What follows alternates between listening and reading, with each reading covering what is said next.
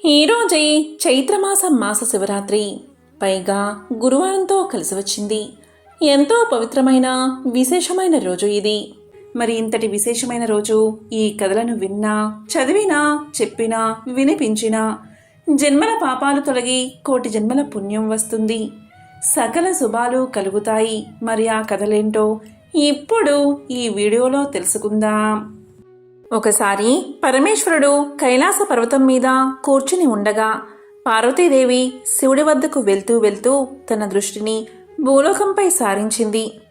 తాను అలా భూమిపైకి చూసేసరికి కొంతమంది వివాహిత స్త్రీలు ఒకరితో ఒకరు ఇలా మాట్లాడుకుంటున్నారు. అవి ఏంటి అంటే, స్త్రీలు ఏ రోజు గాజులను ధరిస్తే భర్త ఆయుష్ తగ్గిపోతుంది, స్త్రీకి తెలియకుండా ఏ అంగాన్ని తాకితే వారికి అదృష్టం వరిస్తుంది, ఇలా వారు చర్చించుకుంటూ ఉన్నారు. ఇక పార్వతీదేవి వారి మాటలు విని పరమేశ్వరుని చేరుకుని ఇలా పలుకుతుంది. ప్రభు, నేను భూలోకంలో అలా చూసేసరికి కొందరు స్త్రీలు ఇలా చర్చించుకుంటున్నారు. వారి చర్చ విని నా మనసు కలత చెందింది. కాబట్టి దయచేసి నా మనసులో ఉన్న ఈ 2 ప్రశ్నలకు కూడా మీరే సమాధానం చెప్పండి, నన్ను సంతృప్తి పరచండి అని కోరుకుంది. అలా పలకగానే పరమేశ్వరుడు పార్వతీదేవిని ఆ ప్రశ్నలు చెప్పమని అడిగాడు. అప్పుడు పార్వతీదేవి ఇలా చెబుతుంది. నా మొదటి ప్రశ్న ఏంటి అంటే, స్త్రీ యొక్క ఏ ప్రదేశాన్ని తాకడం వల్ల రాత్రికి రాత్రే ఆ వ్యక్తి తన రాతను మార్చుకోవచ్చు. అలాగే రెండవ ప్రశ్న ఏంటి అంటే, ఏ రోజున స్త్రీలు గాజులు ధరిస్తే భర్త ఆయుష్ తగ్గుతుంది అని అడగ్గా పరమేశ్వరుడు ఇలా చెప్పడం ప్రారంభించాడు. పార్వతి, చూడు, నీవు అడిగిన 2 ప్రశ్నలకి కూడా నేను ఒక చిన్న కథ ద్వారా సమాధానం తెలియచేస్తాను. కాబట్టి శ్రద్ధగా విను అంటూ ఇలా చెప్పడం ప్రారంభించాడు.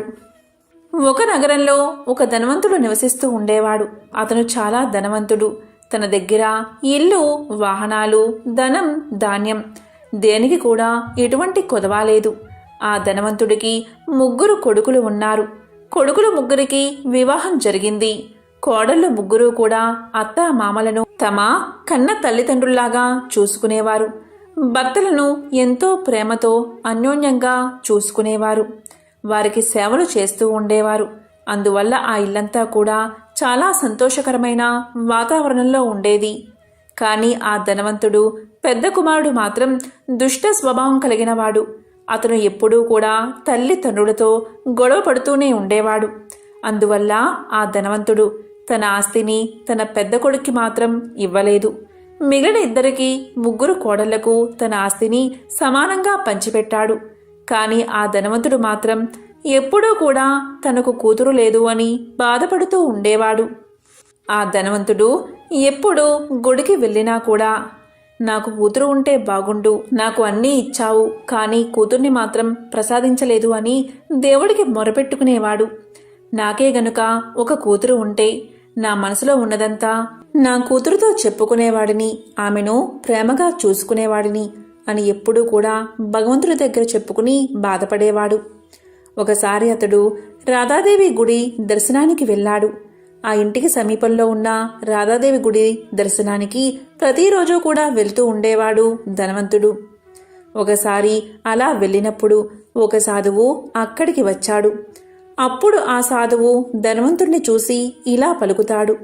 చూడు నాయనా, నీ ముఖంలో ఎందుకు విచారం కనిపిస్తుంది అని అడుగుతాడు. అప్పుడు ధనవంతుడు ఇలా సమాధానం చెప్తాడు. స్వామి, నాకు జీవితంలో దేనికి ఎటువంటి లోటు లేదు, కానీ నాకు కూతురు లేదు, అందుకే నా విచారం అని చెప్పగా సాధువు ఇలా పలికాడు. నీవు జీవితంలో ఏదైతే లేదు అనుకుంటున్నావో ఆ స్థానంలో నీవు భగవంతుణ్ణి ఊహించుకో. ఆ స్థానంలో భగవంతుణ్ణి ఉంచి చూడు. అప్పుడు నీ జీవితం ఎంత సుఖమయం అవుతుందో, నీ మనసు ఎంత తేలిక అవుతుందో నీవే చూడు అని చెప్పాడు. అప్పుడు ఆ ధనవంతుడు ఇలా పలుకుతాడు. స్వామి, మరి దానికోసం నేనేం చెయ్యాలి అని అడుగుతాడు. అప్పుడు ఆ సాధువు ఇలా పలుకుతాడు. నీవు నీ కూతురు స్థానంలో ఆ రాధాదేవిని అంగీకరించు అని పలకగా ధనవంతుడికి సాధువు చెప్పిన మాటలు నచ్చుతాయి. అప్పుడు ఆ ధనవంతుడు ఆ రోజు నుంచి రాధాదేవిని తన కూతురిగా చేసుకున్నాడు. రాధాదేవి యొక్క చిత్రపటాన్ని తన గదిలోనే పెట్టుకున్నాడు. ఆ రోజు నుంచి ఆ ధనవంతుడి జీవితం పూర్తిగా మారిపోయింది. నిద్ర లేచినప్పటి నుంచి కూడా అతను రాధను తన కుమార్తెగా భావించి ఆమెతో మాట్లాడడం ప్రారంభించాడు. అంతేకాదు, ఆ ధనవంతుడు తన కుమార్తెగా భావించి ప్రతి విషయాన్ని కూడా రాధాదేవికి చెప్పుకునేవాడు. అతను ప్రతిరోజు దుకాణానికి వెళ్లే ముందు రాధకు ప్రసాదాన్ని అందించి సాయంత్రం తిరిగి రాగానే రాధకు పాదాభివందనాలు చేసి ఆమెతో మాట్లాడి ప్రసాదాన్ని అందించిన తర్వాతే తాను భోంచేసి నిద్రపోయేవాడు. ఇలా అతను ఉన్నప్పటి నుంచి ఆ ధనవంతుడు ఎంతో ఉల్లాసంగా ఆనందంగా ఉంటూ ఉండేవాడు. ఎవరైనా అతన్ని నీకెంతమంది పిల్లలు అని అడిగితే నాకు 3 కొడుకులు 3 కోడళ్ళు 1 కూతురు అని చెప్పుకునేవాడు. ఒకరోజు ఆ ధనవంతుడి ఇంటికి గాజులు వేయడానికి గాజులు వేసే ఆమె వచ్చింది. కానీ ఆ రోజు మంచి రోజు కాదు. అది అశుభం అని భావించిన రాధాదేవి తన మాయతో గాజులను నల్లగా మార్చేసింది. నల్లగా మార్చేసరికి ఆ గాజులు ధనవంతుడి యొక్క కోడళ్లకు నచ్చలేదు. దానివల్ల వారు గాజులు వేయించుకోలేదు. దాంతో గాజులు వేసే ఆమె తిరిగి వెళ్ళిపోయింది. 2 రోజుల తర్వాత అదే గాజులు అందంగా కనిపించాయి. అలా గాజులు వేసే ఆమె 2 రోజుల తర్వాత గాజులను మళ్ళీ తీసుకువచ్చింది. దీంతో 3 కోడళ్ళు కూడా గాజులు వేయించుకున్నారు. తరువాత రాధాదేవి కూడా ఆమెతో గాజులు వేయించుకుంది. గాజులు వేసే ఆవిడ రాధ రూపాన్ని చూడగానే మనసులో ఇలా అనుకుంది, ఈమె ఎవరు, ఎంత అందంగా ఉందో, ఎవరైనా ఇతని ఇంటికి అతిథులై వచ్చారేమో అని మనసులో అనుకుంది. ఎందుకంటే తాను ఎప్పుడు ఇంటికి వచ్చినా కూడా ధనవంతుడి 3 కోడళ్ళు మాత్రమే కనిపించేవారు. వారు మాత్రమే గాజులు వేయించుకునేవారు. అయితే ఈరోజు 4వ వ్యక్తిని చూసింది. అతిథి అయి ఉండవచ్చు అనుకుంది. గాజులు వేసే అమ్మాయి గాజులన్నీ వేసిన తర్వాత యథావిధిగా డబ్బులు తీసుకోవడానికి ధనవంతుడి యొక్క దుకాణానికి చేరుకుంది. అప్పుడు ధనవంతుడు గాజులు వేసే ఆమెను చూడగానే ఎప్పటిలాగే 3 కోడళ్లకు గాజులు వేసినందుకు డబ్బులు ఇచ్చేశాడు. మీరు 3కి వేసినందుకు మాత్రమే డబ్బులు ఇచ్చారు, కానీ నేను 4కి గాజులు వేశాను అని చెప్పింది ఆమె. దానికి ధనవంతుడు ఇలా పలికాడు, నా ఇంట్లో 3 కోడళ్ళు మాత్రమే ఉన్నారు. 4వ వ్యక్తి ఎవరూ లేరు. నీవు ఎవరికి గాజులు వేశావు అని పలుకుతాడు. దానికి ఆమె నేను 4కి గాజులు వేశాను అని చెప్పింది. ఆ మాటలు విన్న ధనవంతుడు ఇలా పలుకుతాడు, సరే, నీవు 3కి గాజులు వేసినందుకు డబ్బులు తీసుకుని వెళ్ళు. నేను ఇంటికి వెళ్ళి ఆ 4వ వ్యక్తి ఎవరో కనుక్కుని తరువాత నేను నీకు ఆ గాజులకు డబ్బులు ఇస్తాను అని చెప్పగా ఆమె ఇంటికి వెళ్ళిపోతుంది. సాయంత్రం ధనవంతుడు ఇక దుకాణాన్ని మూసేసి ఇంటికి వెళ్ళి గాజులు వేసే ఆమె గురించి అడిగాడు. అప్పుడు కోడళ్ళు మేము 3 మాత్రమే గాజులు వేయించుకున్నాము అని సమాధానం చెప్పారు. ధనవంతుడికి ఏమీ అర్థం కాక చాలాసేపు ఆలోచించాడు. 4వ వారు ఎవరూ కనిపించలేదు. కానీ అక్కడ గాజులు వేసే ఆమె ఈ విషయాన్ని అంగీకరించడానికి సిద్ధంగా లేదు కదా. 4కి గాజులు వేశానని చాలా ఖచ్చితంగా చెప్తుంది అని అనుకుంటూ ఆలోచిస్తూ చాలాసేపు ఆలోచించి కొంతసేపు తర్వాత ధనవంతుడు ఈ విషయం మర్చిపోయి తన పనిలో తాను నిమగ్నమైపోయాడు. ప్రతిరోజులాగే రాధకు ప్రసాదాన్ని పెట్టి తర్వాత తాను భోంచేసి నిద్రపోయాడు. ఇలా ధనవంతుడు నిద్రలోకి జారుకోగానే రాధాదేవి అతని కల్లో కనిపించింది. రాధను చూడగానే ధనవంతుడి కళ్ళల్లో నీళ్లు తిరిగాయి. అప్పుడు రాధవైపు చూసి ఎందుకు విచారంగా ఉన్నావు అని అడిగాడు. అప్పుడు రాధాదేవి ఇలా చెప్తుంది, నాన్నగారు, ఈరోజు నేను చాలా బాధగా ఉన్నాను. ఇది మా నాన్నగారి ఇల్లు అని తెలిసి నేను గాజులు వేయించుకున్నాను. కానీ నానా, నీవు నా గాజులకు వెలకట్టలేదు. నీవు నన్ను నీ కూతురుగా చేసుకున్నావు, కానీ నన్ను నీవు గుర్తుపట్టలేదు. నీవు నన్ను మర్చిపోయావు, అందుకే నేను బాధగా ఉన్నాను అని చెప్తుంది. అది విన్న వెంటనే ధనవంతుడు ఆ కల్లోనే ఏడ్చేశాడు. అమ్మా, దయచేసి నన్ను క్షమించు, నేను పెద్ద తప్పు చేశాను అని నిద్ర నుంచి మేల్కొన్నాడు. అతని కళ్ళ నుంచి నీళ్లు కారుతూనే ఉన్నాయి. వెంటనే పెట్టెల నుంచి డబ్బులు తీశాడు. గాజులు వేసే ఆమె ఇంటికి వెళ్ళి వాళ్ళ తలుపులు తట్టాడు. గాజులు వేసే ఆమె తలుపులు తీసి ధనవంతుణ్ణి ఇంట్లోకి రమ్మని పిలిచింది. ఇంట్లోకి వెళ్ళగానే ధనవంతుడు జరిగిందంతా ఆ గాజులు వేసే ఆమెకు చెప్పాడు. నీ అంత అదృష్టవంతురాలు ఈ ప్రపంచంలో ఎవరూ ఉండరు. రాధాదేవిని నా కూతురిగా చేసుకున్నాను, కానీ నేను నా కళ్ళతో ఆమెను ఎప్పుడూ చూడలేదు. కానీ ఈరోజు నీవు రాధాదేవి చేతులకు గాజులు వేశావు. నీవు ఎంత అదృష్టవంతురాలివి. నా కుమార్తె ధరించిన గాజులకు మూల్యాన్ని చెల్లించడానికే ఇక్కడికి వచ్చాను. స్వయంగా గాజులు వేసే అదృష్టం నీకు కలిగింది అని పలకగానే గాజులు వేసే ఆమె, నేను రాధాదేవికి వేసిన గాజుల కోసం డబ్బులు ఎలా తీసుకుంటాను? ఇలాంటి అదృష్టం ఎవరికీ లభించదు. నాకు లభించింది కాబట్టి నా చేతులతో గాజులు వేశాను కాబట్టి నేను డబ్బు తీసుకోను అని చెప్పింది. అప్పుడు ఆ ధనవంతుడు ఒప్పుకోకుండా ఆ డబ్బుల సంచిని ఆమె ఇంట్లోనే వదిలేసి ఇంటికి చేరుకున్నాడు. అక్కడి నుంచి రాగానే రాధాదేవి గుడికి చేరుకున్నాడు. అన్నిటినీ వదిలేసి సన్యాసం తీసుకుని రాధాదేవి గుడిలోనే రాధకు సేవలు చేస్తూ తన జీవితాన్ని గడపడం ప్రారంభించాడు. ఇక భార్యను వదిలేసి ధనవంతుడు గుడిలోనే కాలక్షేపం చేస్తూ ఉండేవాడు. ఇక రాధాదేవి ఒకసారి ఆ ధనవంతుడి యొక్క పెద్ద కొడుకు కల్లో కనిపించి ఈ విధంగా చెప్పింది, నీవు నీ తల్లికి ఎప్పుడూ కూడా ఎటువంటి సేవ చెయ్యలేదు. అందువల్లే నీ పరిస్థితి ఈ విధంగా మారింది. ఈ రోజు నుంచి నీ తల్లి పాదాలు తాకడం ప్రారంభించు. రాత్రికి రాత్రే నీ విధిరాత ఎలా మారుతుందో నీవే చూడు అని పలికింది రాధాదేవి. రాధాదేవి మాటలు విన్న పెద్ద కొడుకు ప్రతిరోజు కూడా తన తల్లి పాదాలను తాకేవాడు. అలాగే తల్లికి సేవలు చేసేవాడు. మెల్లిమెల్లిగా అతని దురదృష్టం మొత్తం తొలగిపోయి ధనవంతుడు అయ్యాడు. ఈ విధంగా పరమేశ్వరుడు పార్వతీదేవికి కథను చెప్పి, పార్వతి, నీవు అడిగిన మొదటి ప్రశ్నకు సమాధానం అర్థం చేసుకో. నీ మొదటి ప్రశ్న ఏంటి అంటే, స్త్రీ యొక్క ఏ అంగాన్ని తాకడం వల్ల రాత్రికి రాత్రి వారి జీవితం మారిపోతుందో అని అడిగావు. దానికి సమాధానం చెప్తున్నాను చూడు. దురదృష్టవంతుడైన ధనవంతుడి యొక్క పెద్ద కొడుకు సైతం రాధాదేవి చెప్పిన మాట ప్రకారం తన తల్లి పాదాలను సేవ చేస్తూ తన తల్లి పాదాలను తాకుతూ ఉండేవాడు. తల్లి పాదాలకు నమస్కారం చేసుకుంటూ ఉండేవాడు. ఇలా చేయడం వల్ల వాడి భాగ్యం మారిపోయింది. దురదృష్టవంతుడి నుంచి అదృష్టవంతుడు అయ్యాడు. వాడి దోషాలన్నీ తొలగిపోయాయి.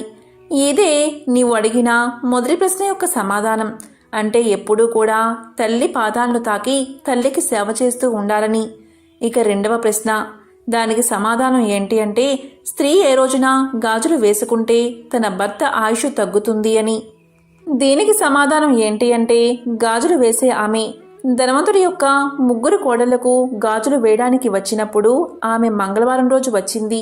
అందువల్లే రాధాదేవి తన మాయాజాలంతో గాజులను నల్లగా మార్చేసింది. అందువల్లే ఆ ధనవంతుడి కోడళ్ళు ఆ గాజులను ఇష్టపడలేదు. ఇక 2 రోజుల తర్వాత మళ్ళీ గాజులు వేసే ఆమె వచ్చినప్పుడు, అంటే శుక్రవారం రోజు ఆ గాజులు మరింత అందంగా మారిపోయాయి. ఆ ధనవంతుడి యొక్క ముగ్గురు కోడళ్ళు అలాగే రాధాదేవి నలుగురు కలిపి కూడా గాజులు వేయించుకున్నారు. వివాహమైన ప్రతి స్త్రీ కూడా గాజులు ధరించే ముందు కొన్ని విషయాల్లో ప్రత్యేక శ్రద్ధ వహించాలి. అది ఏంటి అంటే, వివాహమైన ప్రతి స్త్రీ కూడా గాజులను తప్పకుండా ధరించాలి. రెండవది, గాజులను ఎప్పుడూ కూడా ఉదయం లేదా సాయంత్ర సమయంలోనే ధరించాలి. మూడో విషయం ఏంటి అంటే, గాజులను ఎప్పుడూ కూడా శుక్రవారం లేదా ఆదివారం మాత్రమే ధరించాలి. ఈ రోజు ధరిస్తే భర్త ఆయుష్ పెరుగుతుంది. ఇక 4వ విషయం ఏంటి అంటే, మంగళవారం కానీ శనివారం కానీ గాజులను కొనకూడదు, అలాగే ధరించకూడదు. దీనివల్ల భర్త ఆయుష్ తగ్గిపోతుంది. అందువల్ల ఎప్పుడూ కూడా గాజులను ధరించినా సరే ఈ విషయంపై ధ్యాస పెట్టాలి. ఈ 4 విషయాలు ఎవరైతే గుర్తించుకుని అమలు పరుస్తారో వారు ఎప్పుడూ కూడా సుమంగళిగానే జీవిస్తారు, సుమంగళిగానే మరణిస్తారు అని సాక్షాత్తు పరమేశ్వరుడే పార్వతీదేవి అడిగిన ప్రశ్నలకు సమాధానం చెప్పాడు. పూర్వం భీష్మ పితామహుడు అంపశయ్యపై ఉండగా ధర్మరాజు అతని చెంత చేరి అనేక ప్రశ్నలు అడిగి తన ధర్మ సందేహాలను తీర్చుకునేవాడు. ఈ విధంగా ఒకసారి ధర్మరాజుకి ఒక సందేహం వచ్చింది. ఉన్నత పదవుల్లో ఎలాంటి వారిని నియమించాలి అన్న అనుమానం వచ్చింది. దయచేసి తన సందేహాన్ని నివృత్తి చేయమంటూ ఆయన భీష్ముణ్ణి కోరాడు. అప్పుడు భీష్ముడు ఒక కథ ద్వారా ధర్మరాజు సందేహాన్ని నివృత్తి చేశాడు.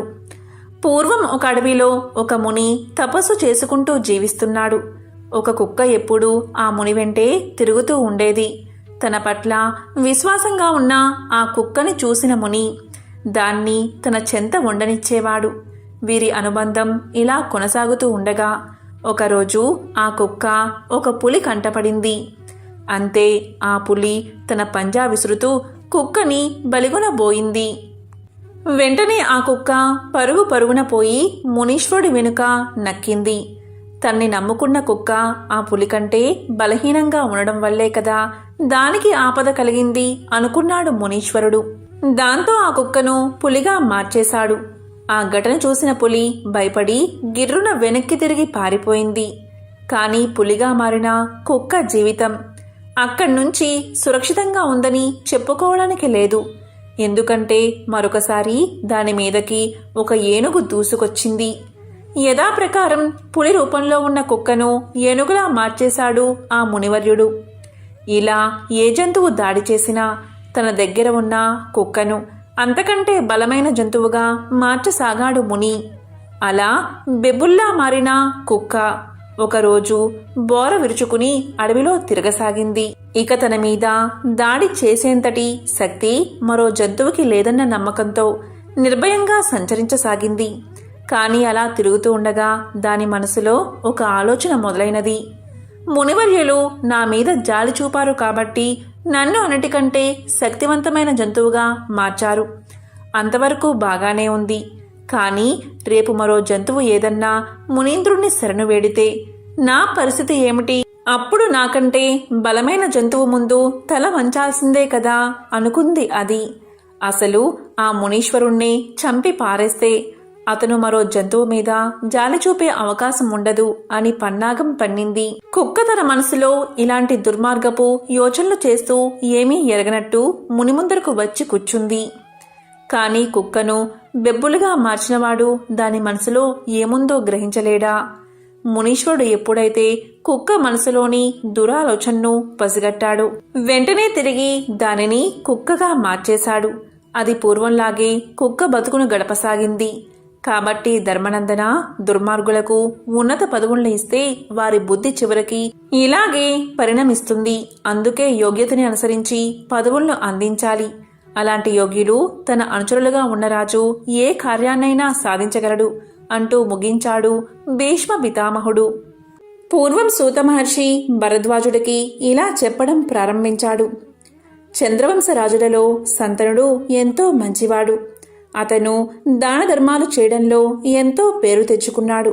అదేవిధంగా బల పరాక్రమాల్లోనూ ప్రజలను చక్కగా పరిపాలించడంలోనూ అతనికి మంచి పేరు ఉంది. దీంతో సంతనుడి మంచితనాన్ని గ్రహించిన ఇంద్రుడు అతనికి ఒక మంచి రథాన్ని బహుమతిగా ఇచ్చాడు.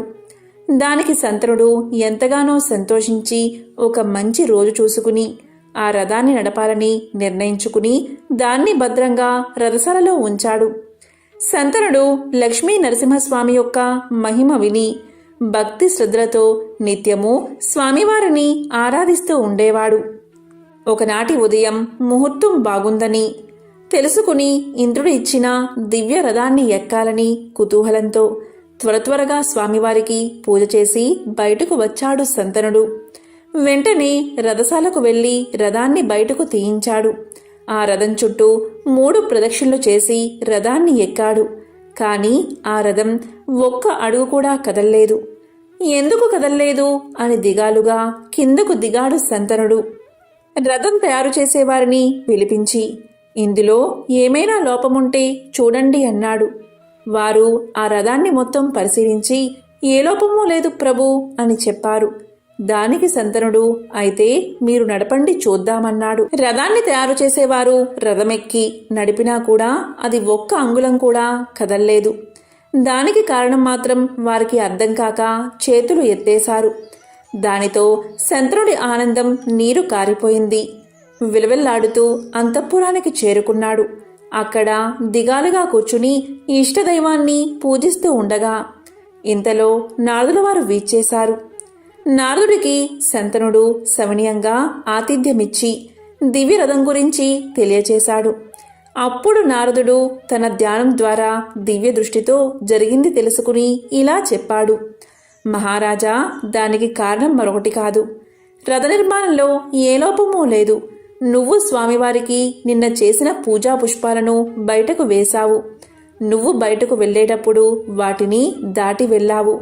నిర్మాల్యాన్ని అంటే పూజించిన పుష్పాలను ఎవరి కాళ్లకు తగలని విధంగా ఒక మూలన వెయ్యాలి. వాటిని దాటడం వల్ల వచ్చిన దోషమే నీ రథం యొక్క గమనాన్ని ఆపింది. అంతేకాని మరొకటేదీ లేదు. నీకు రథమిచ్చిన ఇంద్రుడికి కొడుకు కూడా ఇలాంటి ఆటంకమే కలిగింది. దాని గురించి చెప్తా విను అని ఇలా చెప్పడం ప్రారంభించాడు నారదుడు. అంతర్వేది అనే పట్టణంలో రవి అని ఒక మాలకారుడు ఉండేవాడు. పువ్వుల దండలను రమ్యంగా అల్లి మొదట అల్లిన 3 దండలు ముచ్చటగా లక్ష్మీ నరసింహస్వామికి సమర్పించేవాడు. ఆ పూలమాలలు అల్లడంలో అతని భార్య కూడా నిపుణురాలు. ఇద్దరూ కూడా ఎంతో శ్రద్ధగా పూలమాలలు కట్టేవారు. స్వామివారికి సమర్పించగా మిగిలినవి పురోహితుడికి, దేవపూజలు చేసేవారికి మరికొన్నిటిని బయట అమ్మి అమ్మగా వచ్చిన ధనాన్ని కుటుంబ పోషణకు వాడుకునేవారు. మరి రోజు పువ్వుల దండలు అల్లాలంటే చాలా పువ్వులు అవసరమవుతాయి కదా. అందుకే తన సొంత నేలలో అన్ని రకాల పువ్వుల చెట్లు వేసి చుట్టూ ఎత్తుగా కంచె వేశాడు. దానికి ఇంట్లో నుండి మాత్రమే వెళ్లడానికి ద్వారాన్ని ఉంచాడు. ఎవరూ వెళ్లకుండా జాగ్రత్త చేసుకున్నాడు. ఆ విధంగా తన సొంత నేలలో మల్లె, జాజి, పొన్న, చామంతి, సంపెంగ, సన్నజాజి ఇలా రకరకాల పువ్వులను తన తోటలో వేశాడు.